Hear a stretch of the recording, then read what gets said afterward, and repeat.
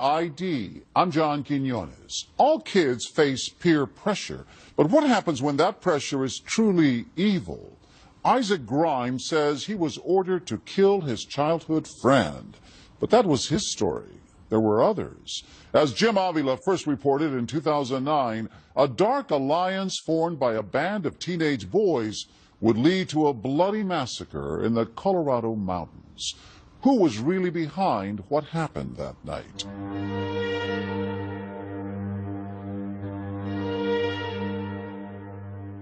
This was a very violent crime scene. There had been a whole lot of terror happen in that home. High in the Rockies, where millions vacation but only a handful brave the raw brutality of life above 10,000 feet, is the small Continental Divide outpost of Guffey, Colorado, home to a mystery as deep as the winter snow and a crime as vicious as a mountain blizzard. It's rare to get a call there of any kind, let alone something like this. Back in January of 2001, Leonard Post was an investigator for the district attorney in the area around Colorado Springs. On this New Year's morning, he's surprised to be driving up into the mountains on a homicide call. Guffey's a small community. It's very rural. Ranching community, good folks. When he gets to this isolated house in what's called the Bear Trap subdivision, Post finds that some of those good folks have just been slaughtered. 60-year-old Carl Dutcher is on the kitchen floor, shot at least 2 times, the bullets ripping through his body and lodging into the wall. His wife, Joanna, is in a heap in the bathroom, shot at least 5 times. What did the bodies themselves and where they were found, what did that tell you had happened? It told me initially that they had been sleeping. Mrs. Dutcher was in her nightgown. Mr. Dutcher had a robe on. I did not see any forcible entry into the home. So initially you would think that someone knew this family. And according to the neighbors, there is someone extremely close to the Dutchers staying here, their 15-year-old grandson, Tony. But Tony is nowhere to be found. Not long after, the county sheriff meets up with Tony's mother, Jennifer Vandresar, in this interrogation room. Well, any questions of us that we can try, like I told you, we don't know. So the sheriff comes and talks to you, right? Right, and I'm like, where's my son? I'm really mixed. I can't decide if I feel better that my son wasn't in the house, or if I feel like confused that he wasn't there. Do you know what I'm saying? I hope he just saw something and got scared and ran. That's what I hope. And then it dawned on me, he thinks my son did this. Did he have any firearms? No, he does not own one. Do you know how to use them? His grandfather showed him how. So they think Tony, because they haven't found Tony, he's not in the trailer. Right. They think Tony's the person who's killed his grandparents. Right. And I just kept saying, you have to find my son. He's hurt. You have to find him. I seriously feel that there's something bad has happened to my son. And then it came to me. I said, he's in his fort. Please go check that fort. The fort, she explains, is a makeshift campground 100 yards up a hill, overlooking the Dutchers' home. When investigators get there, they confirm Jennifer's worst fears. They find her son Tony is a victim, not a killer. Leonard, you need help? Yeah. The boy is dead in his sleeping bag, his throat slashed to the spine. And I thought I saw a knife over there someplace. So it was a very bloody, messy scene. Yes, it is. How old is this kid? Supposed to be about 14. Was there evidence of a fight? No evidence whatsoever. Such an utter lack of a struggle, there is even a board game undisturbed next to the dead body. And the Scrabble game, of course, is a game for 2 people. Yes. What did that tell you? Exactly that. Who else was here with Tony? When Tony's mom, Jennifer, hears the news, she is so upset, she says she had to be taken to the hospital and sedated. But before she leaves, she gives a hint about who else might have been there. This young man, literally a choir boy, 15-year-old Isaac Grimes, At one time, Isaac and Tony were best friends. They even built that fort together. So they were that close at one point. Isaac was like a second son to me. He was at our house. Tony was at his house. They were very close. And would they spend a lot of weekends together? They did. I remember one time they dug a trench in the backyard.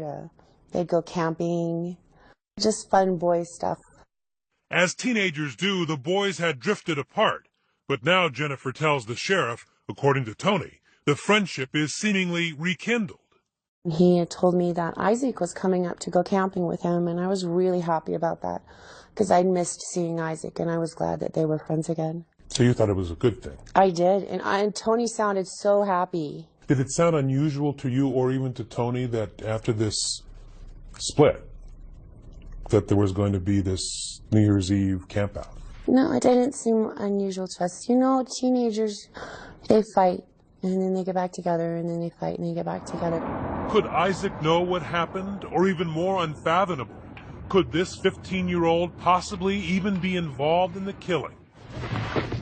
When Leonard Post gets Isaac into this interrogation room with his mother just a few feet away, the boy's answers to those questions are stranger than he could ever imagine. He lowered his head and he said that he was under a huge amount of pressure. You know this is hard, though. I know it's hard because I keep on more pressure. I can imagine. Okay. And had I ever heard of a place called Guyana? You know about a country called Guyana? Yeah, Guyana? I do know about a country called Guyana, yes. What could an obscure South American postage stamp of a country have to do with a murder in the Colorado mountains some 3,500 miles away? And why is Isaac so afraid? I felt like there was no way out. They said that they would kill me. They said that they would kill my family. Stay with us.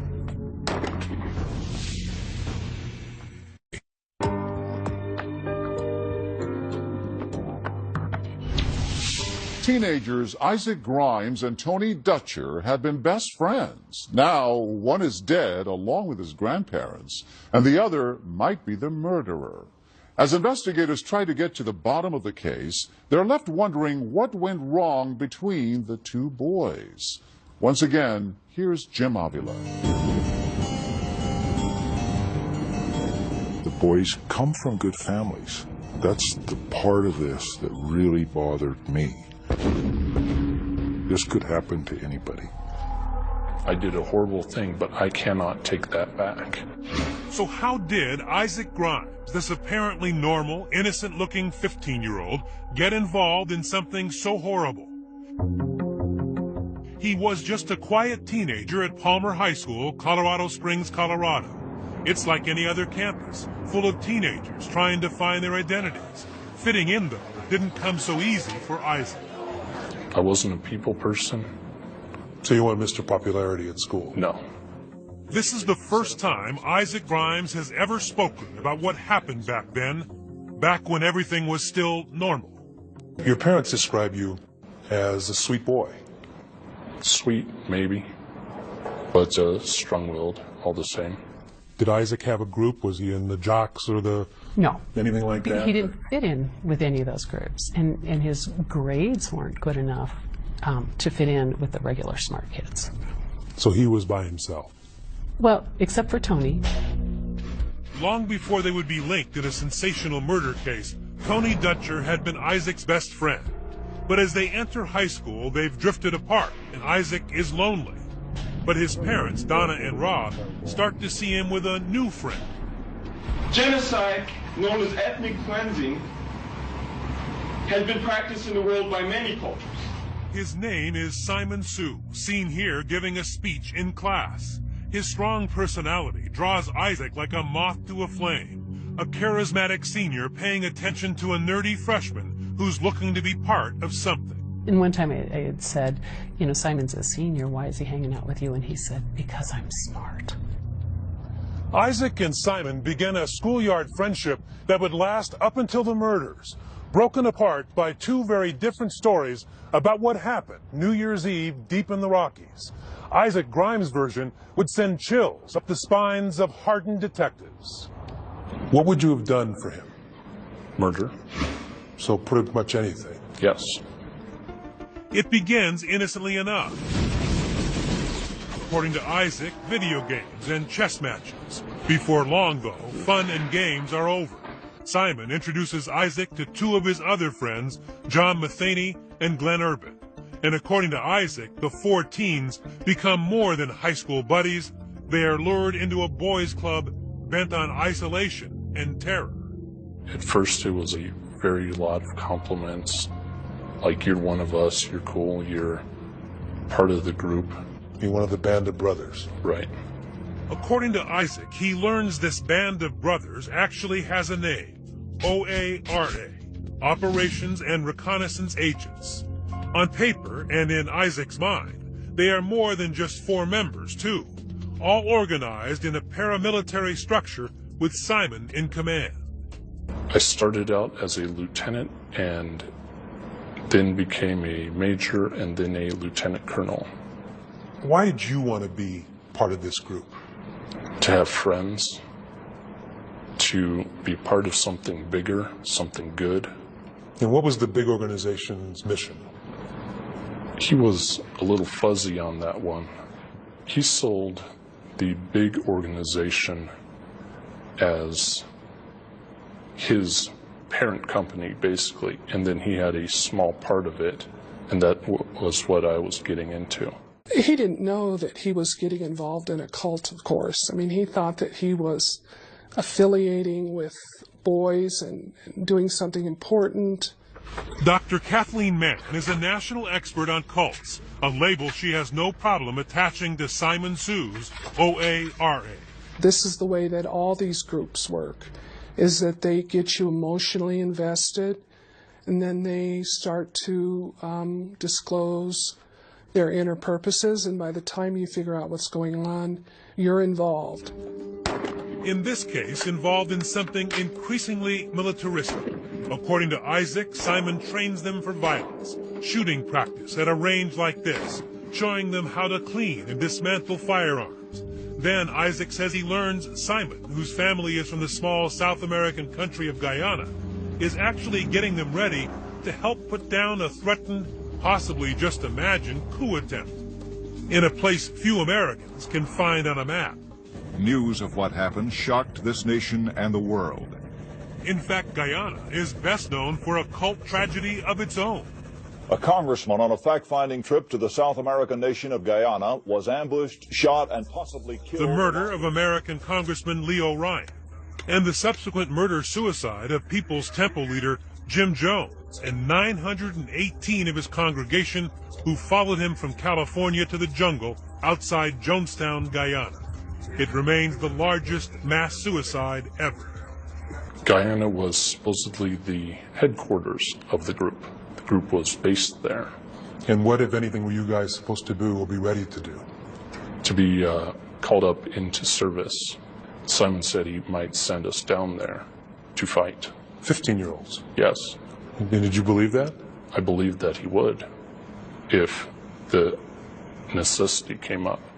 Why doesn't somebody just walk away? How can you?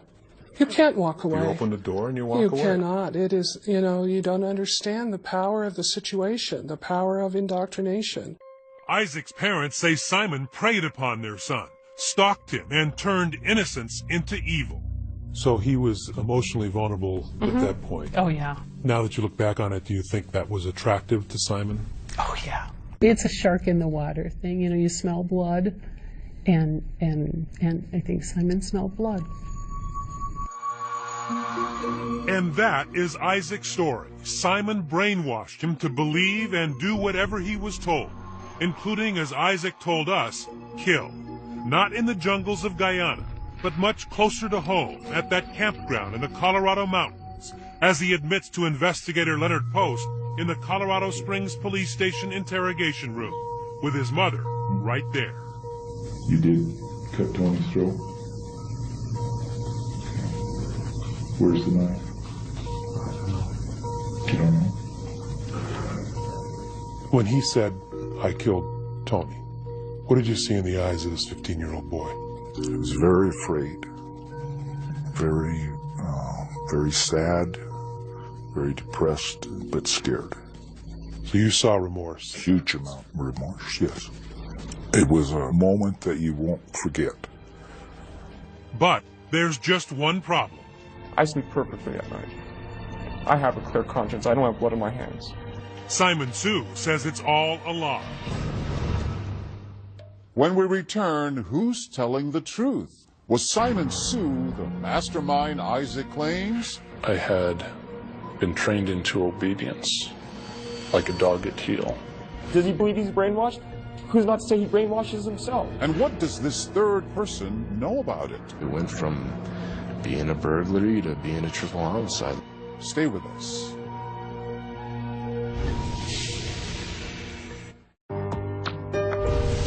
Tony Dutcher has been murdered, and his childhood friend Isaac Grimes has confessed. But the question remains, why did he kill?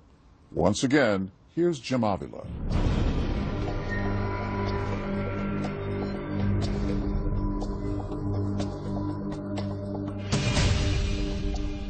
I wouldn't have gone along with it if I had known the consequences or what was going on, but I went along with it. Isaac Grimes says he went along with whatever Simon Sue told him to do back when he was only 15 years old and a newcomer to Simon's group at Palmer High School, the OARA. I never knew Isaac before Simon introduced me to Isaac. Jonathan Matheny was a fellow soldier of the OARA, targeted and recruited. Another lost boy attracted to Simon Sue's band of brothers. A young man who now says they were all on the wrong path. What this says what now? Lost soul. And it sort of describes the way you're feeling? It's kind of been my whole life. It's just kind of a lost soul going the wrong direction. You know? Kind of a lost kid, lost soul. Pretty much says it all in those two words.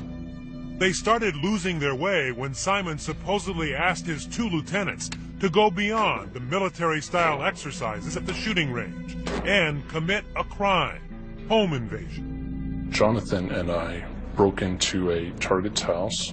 It was a specific friend that Simon had from school. We burglarized that house twice and recovered weapons from there. And what'd you do with the weapons? Gave them to Simon. Isaac says Simon Sue is storing lots of weapons and telling him and the others in the OARA that it's all part of the plan to eventually help in a struggle in his family's home country of Guyana. And at no point did you think this guy's just a nutcase and making stuff up? No. Why? I'm not sure. I think I should have. Were you scared doing this? Yes. I didn't want to get caught, and I was scared of the consequences of not succeeding. Isaac says that in this mountain paradise, those consequences were made painfully clear. Like a much more serious version of that child's game Simon Says, failure to follow orders resulted in immediate torture. Elaborate pranks, he says, that turned him into a 15-year-old automaton, repeated punches to the stomach, and being forced to eat and drink until he could hold it down no more. I used to vomit a lot. Just throw up? Yeah. Did some damage to my teeth, I think. Pieces of the teeth began falling off. Then there was always the hanging threat of execution, or execution of my family also. Did you believe him that he could do that? Yes. He had me make keys of the house for him. Your house? Yes. He had me bring pictures of my family for him so that they would know who to kill. I remember being very afraid that he was always watching me. I used to go to the bathroom with the lights off because I thought someone might be watching me. Your dad says at the end you didn't want to turn the lights on at all in your room. Correct. It was dark. I asked him to put a bar in my window so it couldn't be opened. Isaac's parents saw their child change before their eyes, deeply paranoid and obviously in need of help.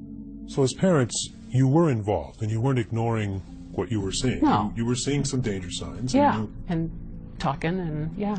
And I thought he was on drugs. So did you confront him? Yes, I did. And we argued about it. we did everything we knew how to do. And we called in every resource that we knew how to call in. We had him visit with our pastor. We visited with the psychologist, and we visited numerous times with his school counselor. Through all that, though, he is opaque. He will not reveal that he's being terrorized. No. Simon told him that anyone he told would be dead. So I think it was just very much, very intentionally making sure that there was nothing that we could know. How did he view Simon Sue? He viewed him as a leader, as his controller, as his military superior, that he had powers that went beyond a normal person. Dr. Kathleen Mann, a cult expert, worked on Isaac Grimes' case and believes his story. He believed that he would be killed. Now, whether that makes common sense or not is not really relevant. What's relevant is that he believed this, and that all members of these kinds of groups believe things that we don't understand. This is the byproduct of indoctrination. According to Isaac Grimes, the indoctrination takes a critical turn about the time they began those burglaries, when he is forced to repeatedly watch this video called Faces of Death. He said that I needed to toughen up, so he brought Faces of Death videos, which are basically just gory videos. Where people are killed and... Yes, and had me watch those. And what effect did it have on you? I think that it desensitized me to violence. By now, Isaac Grimes is poised for the real violence. I had been trained into obedience, like a dog at heel. Simon said, do this, you did that. Almost like the game, right? Yes. Simon says. What did he tell you to do? He told me that I had to prove myself by committing murder. Murder. The intended victims? That unsuspecting family in the remote mountain outpost, the Dutchers. Isaac's former best friend Tony and his grandparents Carl and Joanna. OARA was on the move. Put in action, Isaac says, by Simon, who conveniently leaves on a family vacation to Canada, leaving Jonathan and Isaac to carry out the horrendous plot. So you took it as an order? Yes. Why didn't you just go to your parents and say, this is what's happening? I've gotten caught in this terrible bind. I felt like there was no way out. They said that they would kill me. They said that they would kill my family. If you did not commit murder? Correct. The night arrives. It's New Year's Eve. Jonathan drives Isaac up into the mountains. Tony is expecting a sleepover and some games in the fort, so it's no surprise when Jonathan drops him off and leaves. They were glad to see you? Yes. They had no suspicion that you were there to harm anybody? No. After dinner, the boys climb the hill to the fort, the campground they once helped build together. And now you will hear in Isaac's own words an account he has never spoken in public before, but revealed in this interview at the state prison where he is being treated for mental illness. What happens up at the top of the hill? Up at the top of the hill, we talked for a while. We played some Scrabble. And then I murdered him. He was wrapped up in his sleeping bag. And I pointed out what I said was a light in the distance that I wanted him to look at. And I kept saying, well, no, you're not seeing it. So I got behind him and I murdered him from there. A cold, simple narrative that has haunted Isaac Grimes from the moment he wiped his friend's blood from the knife. The first thing I did was I looked up at the sky and I said, oh God, I did it. And what does it do to you even today? It sends sort of shock through me that I could do such a thing. How difficult is it to talk about it? I don't want to talk about it. I really don't. And for a long time, even when confronted by police with his parents at his side, Isaac Grimes refused to admit it. And I really want to believe you Isaac. I do. But I've got to look at what we have found here, and some of it isn't fitting. When we come back, police tear apart Isaac's story, and the teens turn on each other. I have nothing to lose. Unknown probably the one's going to send him to jail. Who's going to think that your best friend is going to, cost you the rest of your life? Who is telling the truth? Stay with us.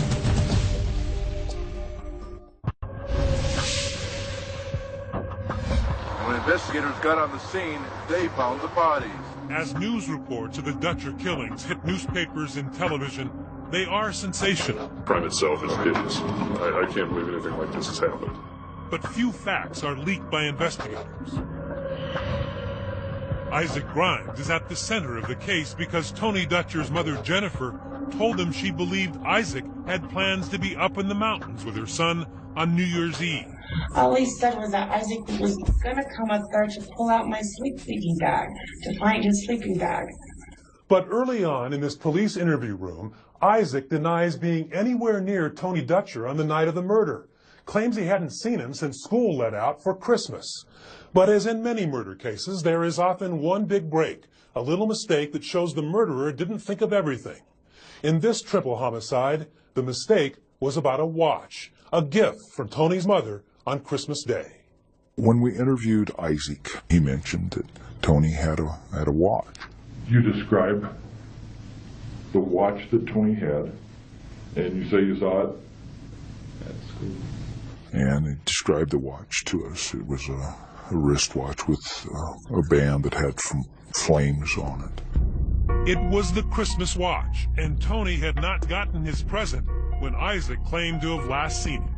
Didn't make sense. I mean, if Isaac saw this watch, he had to have been at the Dutchers. There's no other possible way. There's only one way you know that he had that watch. Because you were there. Or you saw it. That was the point where it couldn't go any further. The lies weren't being believed, and the only way you could explain it was by telling the truth. Correct. I was thinking, I'm trapped. But I realized that the moment of truth had come. Were you listening when I said, like the first guy that tells the story gets the best deal? Isaac decides to try to get that best deal after some private encouragement from his mother.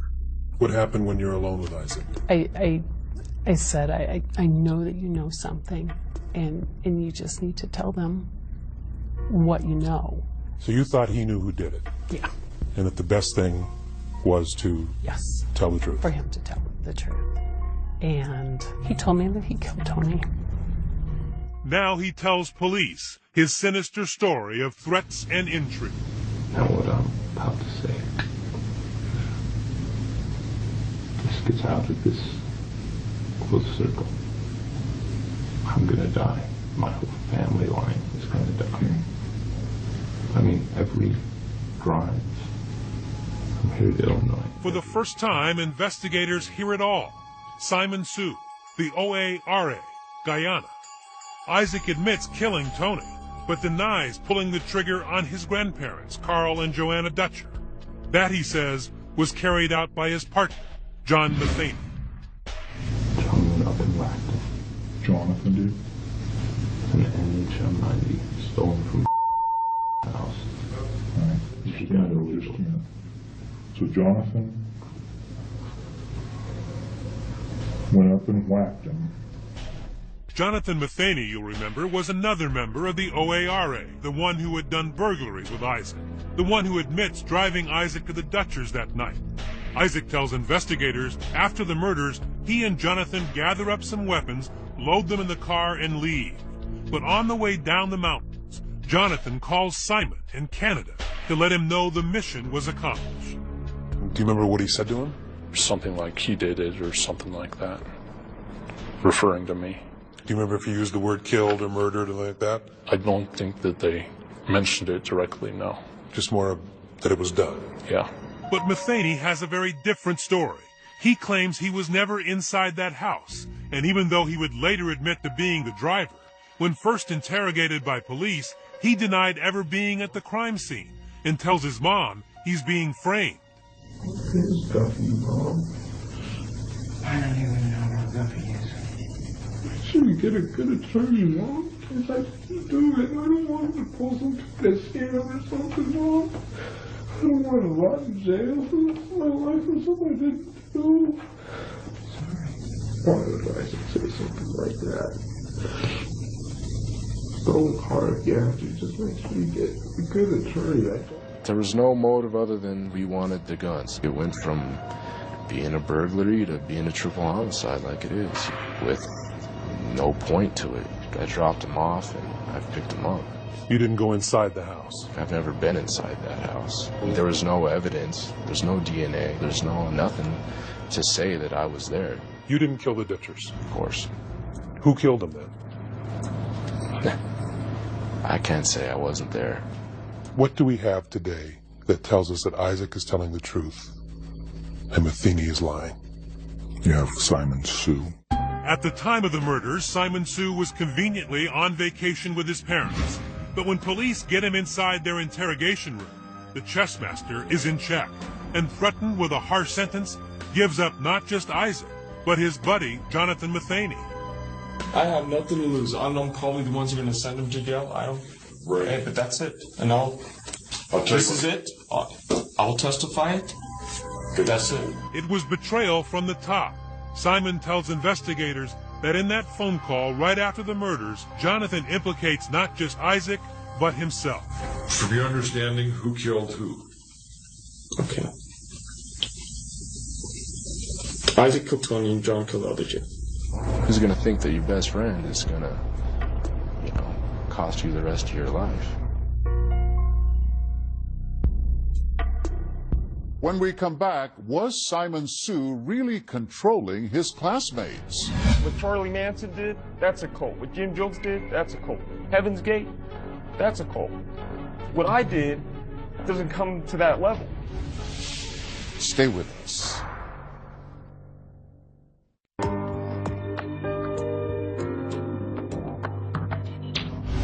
Three murders and conflicting stories about who committed them. Two suspects point to a third, an alleged ringleader. Was he the one calling the shots? Here with the conclusion of our story, Jim Avila. His name is Simon Sue, an average student with what has been described as a brilliant mind, charismatic and controlling. Descriptions he now finds insulting. I object to that notion that I'm too smart. You're a smart guy, Mr. Sue. That, if you look at my school records, I did poorly in school. My IQ is, I'm not a genius by any sort. In fact, I have an average IQ. And his paramilitary organization, built to help his political friends in his family homeland of Guyana? Simon Sue, in his first TV interview since the murders, says that is Fantasyland too. There are those who have now compared your organization and you to a budding Jim Jones. Okay. You've heard that, right? Yes, I've heard that stated before, yes. Did you have a cult? No. The definition of a cult, and Okay. you may know it, is a group of people who are led by a charismatic leader. Okay. Who takes their money. Okay. And leads them blindly. Okay. All things that people have said about you. The whole thing about a cult. Now, what Charlie Manson did, that's a cult. What Jim Jones did, that's a cult. Heaven's Gate, that's a cult. What I did doesn't come to that level. Were you a charismatic leader? Again, charisma is in the eye of the beholder, let's say. What was OARA in your mind? It was a kids group. It was just a club, a high school thing, Harmless? Harmless, yes. Very much so. Except that it did participate in burglaries to get guns.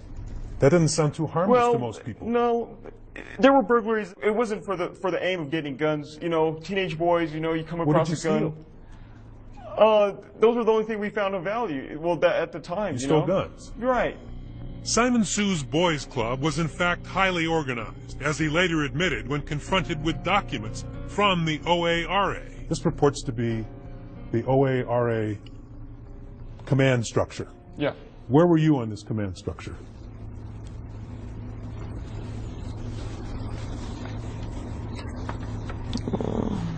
It's only one page. Okay. I guess I would be at the top. Simon Sue claims that Isaac Grimes is making up a story, and he denies being a commander of some kind of paramilitary outfit. But this piece of paper, in his own handwriting, contradicts that denial. And where are John and Isaac? Somewhere down there. You didn't give them orders? They didn't report to you? No, to see they were it happened a few times, you know, that we had this thing going, you know. It was make-believe, you know. Make-believe to Simon Sue, but all too believable to Isaac Grimes. How big did you think it was? I thought that it was worldwide. So there was no escape from it in your mind? Correct. Isaac Grimes says you brainwashed him. Okay. Isaac Grimes also says a lot of things. And it's the easy defense. Did you brainwash him? I do not. Does he believe he's brainwashed? Who's not to say he brainwashes himself? They have two, of course, completely different stories. Was that a cult or a boys' club?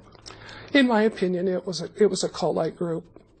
National cult expert Dr. Kathleen Mann worked with Isaac Grimes' defense team. I'm telling you, though, that it is my opinion that Isaac Grimes was indoctrinated to do something that was against his own self-interest, and he did not indoctrinate himself. Did you tell Isaac that there were 105 people and that this was a big organization? You know, Isaac, I don't know if Isaac believed that there was 105 or 2 million. Anything that Mr. Grimes has said about the OARA, I've never led him to believe any of those things. The prosecution needs Isaac Grimes to be credible because that is the only evidence they have against me. Simon says that you're not credible. You have mental problems, and why would society accept your word? Right. Can you address that? I really can't. It's up to the individual to judge.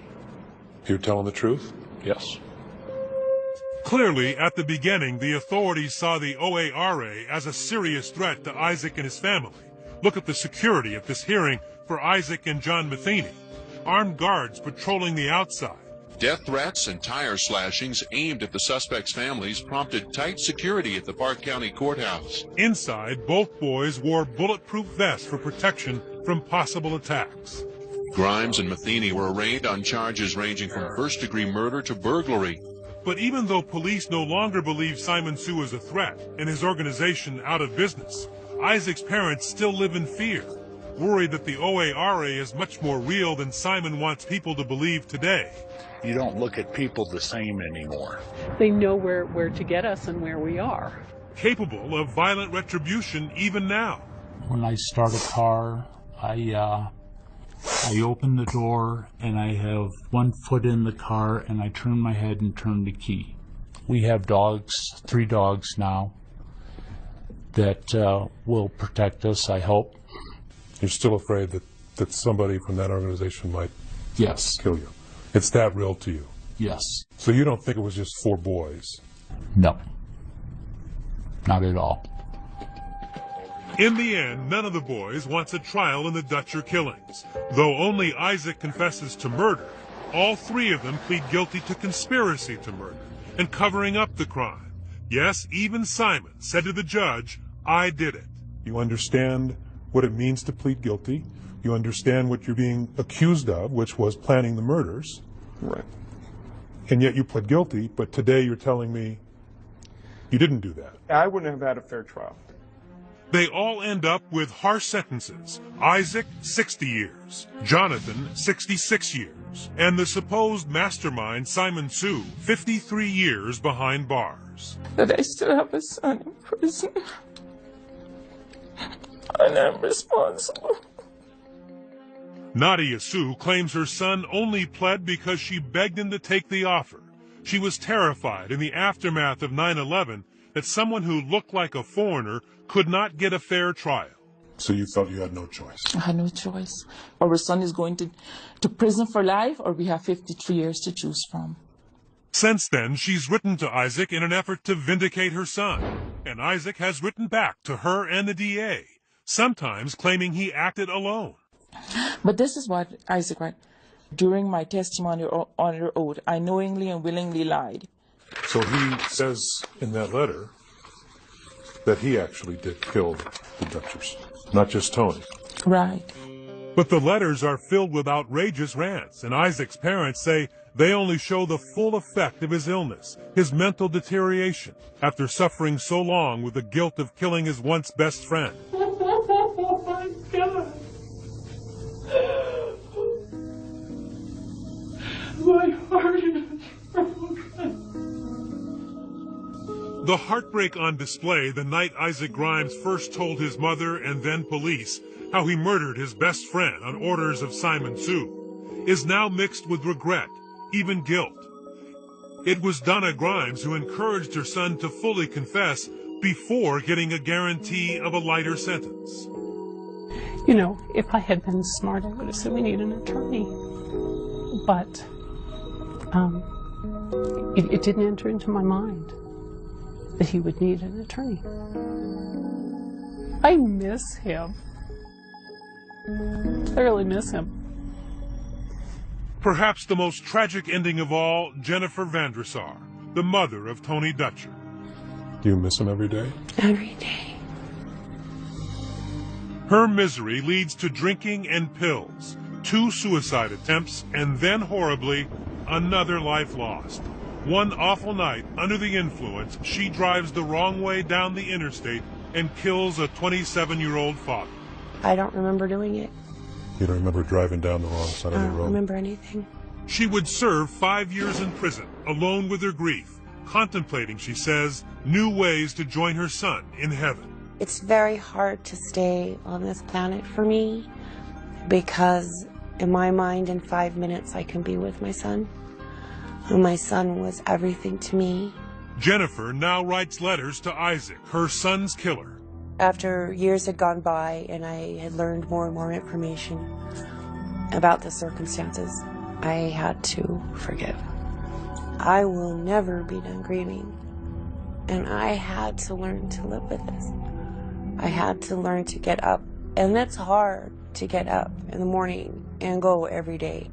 Through her pain, compassion for a boy who at 15 was convinced that he had to kill in order to protect his own family and save himself. A boy who found that Simon Says is no childhood game. I think in Isaac's little teenage adolescent mind, he did what he thought he had to do. He didn't know there were other choices. Everyone is responsible for what they do. And I don't want to say that everyone is like me, but it could happen to anybody. I can't make up for what I've done, and I hope that they'll forgive me.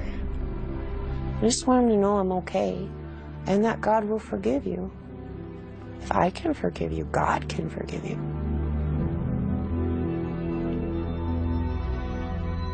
As of 2014, Isaac Grimes has been transferred to another prison facility. He is appealing his sentence.